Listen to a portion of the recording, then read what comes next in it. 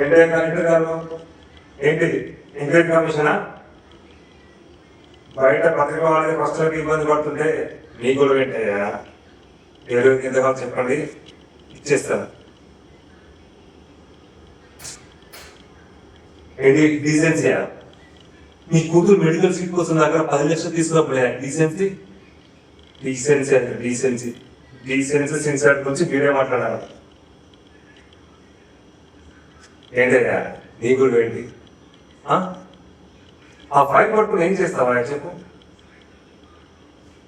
నీకు 2 ఆప్షన్స్ ఇస్తాను. ఈ తెలంగాణలో ఎక్కడికైనా ఫోన్ చేసి నా మీద కంప్లైంట్ తీసుకోమని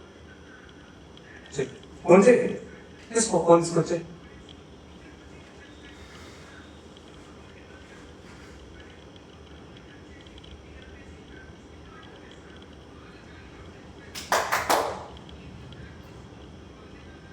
ఏమన్నాడు? ఏమన్నాడు?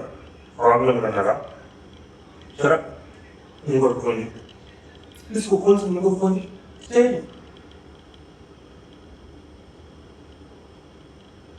ఏంటి మళ్ళీ రాగా నీకు ఎందుకు అయిపోవాలని కాంప్లైంట్ ఇస్తావు. ఈ గవర్నమెంట్ ఏమి ఇస్తుంది? ఒక్కొక్కరికి 2 లక్షలు ఇస్తుంది. అదే ఈ పిల్లలు గర్భంతో ఉన్నాక ఆ పిల్లలు బయట 2 లక్షలు ఎక్కువ వచ్చుగా. నేను 20 లక్షలు ఇస్తాను. అవసరం బట్టి ఒక 5 లక్షలు ఎక్కువ ఇస్తాను.